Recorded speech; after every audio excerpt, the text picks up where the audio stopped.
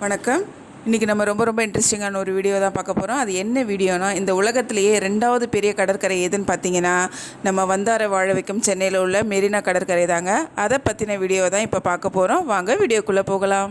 இந்த இடத்துல மட்டும்தாங்க எல்லோரும் ஒன்றா போய்ட்டு ஒன்றா வரலாம். அதாவது நம்ம ஒரு தியேட்டருக்கு போனால் கூட நம்ம கொடுக்குற காசுக்கு ஏற்ற மாதிரி தான் நம்மளை உட்கார வைப்பாங்க. ஆனால் இங்கே அப்படி கிடையாது. யார் எப்போ வேணால் போகலாம், எப்போ வேணால் வரலாம். எந்த பாகுபாடும் கிடையாது. ஸோ நம்ம முதல்ல என்ன பார்க்க போகிறோன்னா, மெரினானாலே நம்மளுக்கு என்ன ஞாபகம் வருதுன்னா சமாதி தாங்க. நம்ம மறைந்த முதலமைச்சர்களோட எல்லாரோட சமாதியும் இங்கே தான் இருக்குது. முதல்ல அவங்கள்ட்ட போய் பார்த்துட்டு வந்துடலாம் இப்போது. ஸோ என்ட்ரன்ஸில் பார்த்திங்கன்னா இவங்களோட 2 பேருடைய சிலையும் வச்சுருந்தாங்க. இது யாருடைய சிலைன்னு பார்த்திங்கன்னா, பாரத ரத்னா நம்மளுடைய முன்னாள் முதலமைச்சர் எம்ஜிஆர் அவர்களுடையதும். அடுத்து யாருதுன்னு பார்த்திங்கன்னா, இவங்களும் நம்மளுடைய முன்னாள் முதலமைச்சர் தான், புரட்சி தலைவி செல்வி ஜெயலலிதா அவர்களுடைய சிலையும் தான் நம்ம பார்க்குறோம் இப்போது. இவங்களோட சமாதிங்களை உள் பக்கமாக வச்சுருக்காங்க. ஆனால் என்ட்ரன்ஸில் இவங்களோட சிலையை வச்சுருக்காங்க. இப்போ நம்ம உள்ளே போய் பார்க்கலாம். இவங்க சமாதிக்கும் இவங்க சிலைங்களுக்கும் நடுவில் இந்த மாதிரி கார்டன் வச்சுருக்காங்க. அதில் பூக்கள் எல்லாம் சூப்பராக பூத்து இருந்துச்சு. சுற்றியுமே க்ரீனிஷாக இருந்துச்சு. சூப்பராக மெயின்டைன் பண்ணியிருக்காங்க. பக்காவாக இருந்துச்சு. இந்த இடம் பார்க்குறதுக்கே அவ்வளோ அழகாக இருந்துச்சு. இப்போ நம்ம சமாதிக்கிட்ட வந்துட்டோம். எம்ஜிஆர் அவர்களுடைய சமாதிக்கிட்ட வந்துட்டோம். எல்லாம் அங்கே நின்று பக்கத்தில் நின்று ஃபோட்டோ எடுத்துக்கிட்டாங்க. அது மட்டும் இல்லாமல் அங்கே நிறைய பேர் அவங்க காதை வச்சு சமாதிக்குள்ளே வச்சு காதை வச்சு கேட்டுட்டு இருந்தாங்க. அப்படி என்ன கேட்குதுன்னு தெரியல, எல்லோரும் காதை வச்சு கேட்டுட்டு இருந்தாங்க. அடுத்து நம்ம அம்மாவுடைய சமாதியை பார்க்க போகலாம். என்ட்ரன்ஸில் பார்த்திங்கன்னா 2 சைடுமே ஒரு சிங்கத்தோட சிலை வச்சுருந்தாங்க. அவங்கள பார்க்க போகிறதுக்கு எல்லாருமே வந்துட்டு வெளியே செப்பலை கழட்டி வச்சுட்டு உள்ளே பார்க்க போனாங்க. ஸோ இங்கேயுமே வந்துட்டு நிறைய பேர் வந்துட்டு அவங்க சமாதி பக்கத்தில் இருந்துட்டு நிறைய பேர் ஃபோட்டோ எடுத்துக்கிட்டாங்க. அம்மாவுடைய சமாதிக்கு பின்னாடி அவங்களோட ஃபோட்டோவும் பெரிய ஃபோட்டோவும் வச்சுருந்தாங்க. அப்புறம் இந்த சைடில் அந்த ஒயிட் கலர் பாக்ஸ்லேயும் அதுலேயும் அவங்க ஃபோட்டோ வச்சுருந்தாங்க. ஃபோட்டோ வச்சு அது முன்னாடி தீபம் எரியிற மாதிரியே ஒன்று செட் பண்ணி வச்சுருந்தாங்க. அப்புறமேட்டு பார்த்திங்கன்னா அம்மாவோட சமாதிக்கு 2 சைடு பக்கத்துலேயுமே வந்துட்டு அருங்காட்சியகம் இருந்துச்சு. இப்போ 2 பேர் சமாதியும் பார்த்தாச்சு. நீ யாருடைய சமாதி இங்கே இருக்குதுன்னு சொல்லிட்டு அடுத்து இதில் போய் பார்க்கலாம். வாங்க போகலாம். அடுத்து நம்ம யாருடைய சமாதி பார்க்க போகிறோன்னா, அறிஞர் அண்ணாவுடைய சமாதி தான். அவரும் நம்மளுடைய முன்னாள் முதலமைச்சர் தான். இங்கேயும் பார்த்திங்கன்னா அறிஞர் அண்ணாவுடைய சிலை முதல்ல இருக்குது. அவரோட சமாதி வந்துட்டு பின்னாடி இருக்குது. இதுக்கு இடையில பார்த்திங்கன்னா நிறைய மண்டபங்க குட்டி அங்கங்கே கட்டி வச்சுருக்காங்க.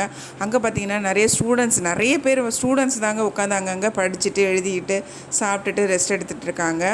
அது மட்டும் இல்லாமல் வெளி ஊர்லேருந்து வந்தவங்களாம் அங்கங்கே உட்காந்து ரெஸ்ட் எடுத்துகிட்டு இருக்காங்க. ஸோ இந்த மாதிரி நிறைய மண்டபங்க அங்கங்கே கட்டி வச்சுருக்கிறது ரொம்ப பயனுள்ளதாக இருக்கும் இங்கே வந்து போகிறவங்களுக்கு. நம்ம சமாதிக்கிட்ட வந்துட்டோம். இதுதான் பேரறிஞர் அண்ணாவுடைய சமாதி. இது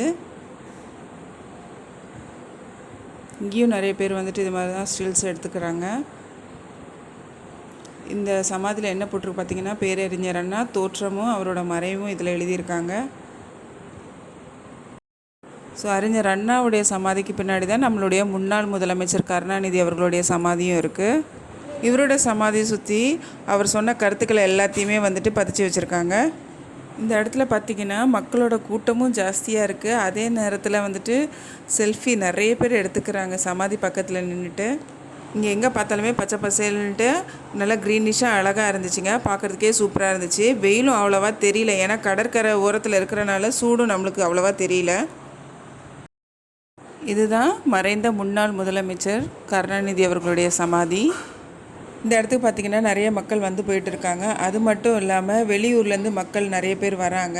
ஸோ வரவங்க வந்துட்டு இந்த மாதிரி படுத்து ரெஸ்ட் எடுக்கிறதுக்கு, சாப்பிட்றதுக்கு, அது மட்டும் இல்லாமல் ஸ்டூடெண்ட்ஸ் படிக்கிறதுக்கும் இந்த இடம் ஏதுவான இடமா அமைஞ்சிருக்கு. அது மட்டும் இல்லாமல் இங்கே காவலர்களும் நிறைய பேர் இருக்கிறனால பாதுகாப்பான இடமாவும் இருக்குது இந்த இடம்.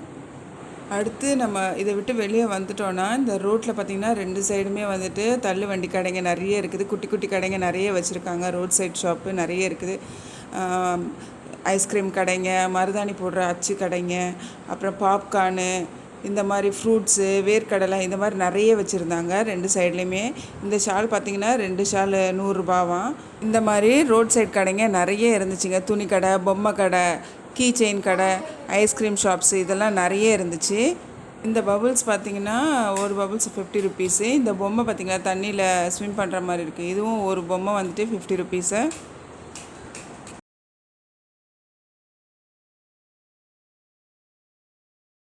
இந்த உலகத்திலேயே 2வது பெரிய கடல் எதுன்னு பார்த்திங்கன்னா இந்திய பெருங்கடல் தாங்க, அதாவது நம்ம மெரினா பீச் தான் அது. வாங்க இப்போ போய் நம்ம அதை பார்க்கலாம். இங்கேயுமே பார்த்தீங்கன்னா 2 சைடுலேயுமே வந்துட்டு ஷாப்ஸ் நிறைய வச்சுருந்தாங்க. அப்புறம் தள்ளு வண்டி கடைங்க, ஃப்ரூட்ஸு இதெல்லாம் வச்சுருந்தாங்க, டாய்ஸ் இதெல்லாம் வச்சுருந்தாங்க. இந்த ஃபோன் வந்துட்டு 100 ருபீஸ், அது அந்த பொம்மை ஃபோன் இது. அப்புறம் இது எல்லாருக்கும் தெரியும், 80s 90s கிட்ஸ்க்கெலாம் தெரியும், இந்த கையில் வாட்ச் மிட்டாய் கட்டி சாப்பிடுவாங்கள்ல, அந்த மிட்டாய் தான் இது. இது கையில் கட்டல, ஏன்னா கையில் மண்ணாக இருக்குன்னு சொல்லிட்டு இது மாதிரி குச்சியில் கட்டி கொடுக்குறாங்க.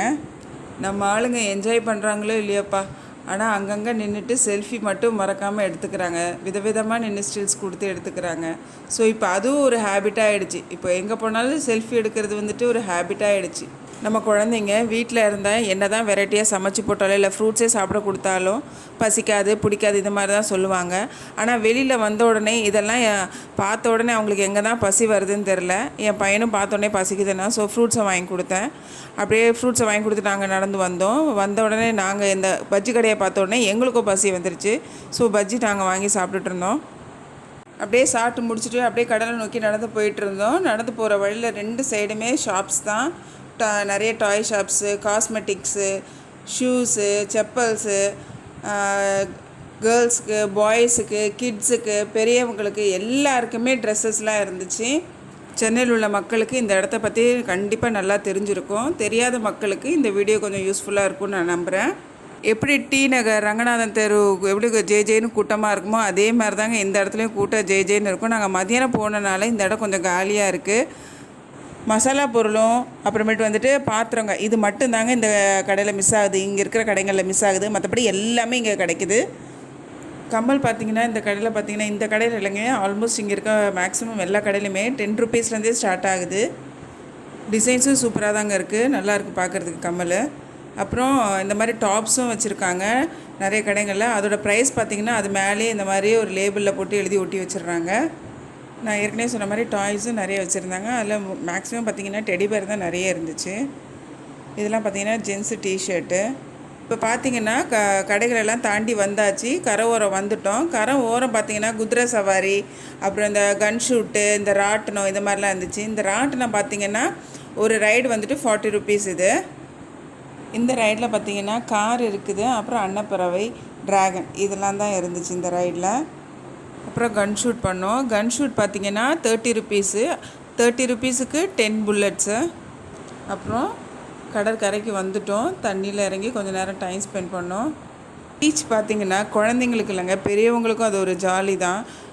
ஒரு ஆட்டோமேட்டிக்காக ஒரு குதூகலம், ஒரு சந்தோஷம் ஆட்டோமேட்டிக்காகவே எல்லாருக்கும் வந்துடும். நிறைய பேர் வந்துட்டு மன அமைதிக்காகவே இந்த பீச்சுக்கெலாம் வருவாங்க. பெஸ்ட்டு ரிலாக்ஸேஷனு, அப்புறமேட்டு வந்து நல்ல டைம் பாஸு, செலவே இல்லாமல் நம்ம ஜாலியாக என்ஜாய் பண்ணணும்னு நினச்சா அது பீச் மட்டும்தாங்க. வேணால் ட்ராவல் பண்ணுறதுக்கு வேணால் நம்மளுக்கு செலவாகலாமே தவிர இங்கே வந்து நம்ம எதுக்கும் பே பண்ணணும்னு அவசியம் இல்லை. வந்தோமா என்ஜாய் பண்ணோமா போனோமான்னு இருக்கலாம். நம்ம எவ்வளோ தான் தண்ணியில் நின்னாலும் இன்னும் கொஞ்சம் நேரம் நிற்கலாம், இன்னும் கொஞ்சம் நேரம் கழித்து போகலாம், இன்னும் கொஞ்சம் நேரம் கழித்து போகலாம், ஒரு 5 மினிட்ஸ் கழித்து போகலாம் அப்படின்னு தான் மனசு நினைக்க தோணும். வந்தோமா போனாமான்னு இருக்கிறதுக்கு மனசே வராது. நாங்களும் ரொம்ப நேரம் இந்த கடல் தண்ணியில் நல்லா என்ஜாய் பண்ணோம். என்ஜாய் பண்ணிவிட்டு இருட்டுறதுக்கு கொஞ்சம் நேரத்துக்கு முன்னாடியே நாங்கள் கிளம்பிட்டோம். நானும் என் பையனை கூப்பிட்டேன், வாடா வாடானா அவன் வரவே இல்லை. அவங்க இருக்க ஷெல்ஸ் எல்லாம் கலெக்ட் பண்ணிகிட்டு இருந்தான் வீட்டில் ஃபிஷ் டேங்கில் போடணுன்றதுக்காக. எப்படியோ அவனை ஒரு வழியாக கூப்பிட்டுட்டு நாங்கள் கிளம்பிட்டோம். பொழுது சாய போது நான் வீடு வந்து கொஞ்சம் தூரத்தில் இருக்கிறதுனால நாங்கள் சீக்கிரமாக கிளம்பிட்டோம். மணி 6 போகுது. பீச்சில் குதிரை பார்த்துருக்கோம் நாங்கள். இப்போ தான் முதல்ல மாடும் பார்க்குறோம். மாடு நம்ம எல்லா இடத்துலையும் பார்க்குறோம் தான், ஆனால் பீச்சில் மாடு நாங்கள் இப்போ தான் பார்க்குறோம். பொழுது சாஞ்சிருச்சு, சூரியன் மறையிற நேரம், கிளைமேட்டும் சூப்பராக இருந்துச்சு. நாங்கள் இப்போ வீட்டுக்கு கிளம்புறோம். ஆனால் நிறைய பேர் இப்போ தான் வரவே செய்கிறாங்க பீச்சுக்கு. இந்த இடத்துக்கு பார்த்திங்கன்னா சின்ன குழந்தைங்கள்லேருந்து பெரியவங்க வரலாம் ஜாலியாக வந்து நல்லா என்ஜாய் பண்ணிட்டு போகிறாங்க.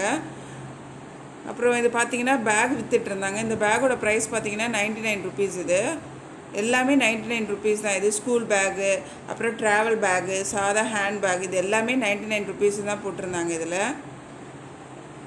ஹேண்ட்பேக் டிசைன்ஸ்லாம் நல்லா இருந்துச்சு, பார்க்குறதுக்கே சூப்பராக இருந்துச்சு. சென்னையில் இருக்கிறவங்க கண்டிப்பாக நான் ஏற்கனவே சொன்ன மாதிரி ஒரு தடவையாவது வந்திருப்பாங்க. சென்னையில் இல்லாதவங்க, இந்த இடத்த மிஸ் பண்ணுறவங்க, இல்லை வெளியூரில் இருக்கிறவங்க, இவங்களுக்கெல்லாம் இந்த வீடியோ பிடிக்கும்னு நான் நம்புகிறேன். உங்களுக்கு இந்த வீடியோ பிடிச்சிருந்துச்சுன்னா எனக்கு ஒரு லைக் போட்டுருங்க. என் வீடியோவை நீங்கள் முதல் தடவை பார்க்குறீங்கன்னா என் சேனலை சப்ஸ்கிரைப் பண்ணிவிடுங்க. அப்படியே பக்கத்தில் இருக்க பெல் ஐக்கானையும் கிளிக் பண்ணிவிடுங்க. அதில் ஆல்ன்ற ஆப்ஷன் வரும், அதையும் கிளிக் பண்ணிவிடுங்க. அப்போ தான் நாங்கள் போடுற வீடியோ உங்களுக்கு உடனுக்குடைய தெரிய வரும். நன்றி.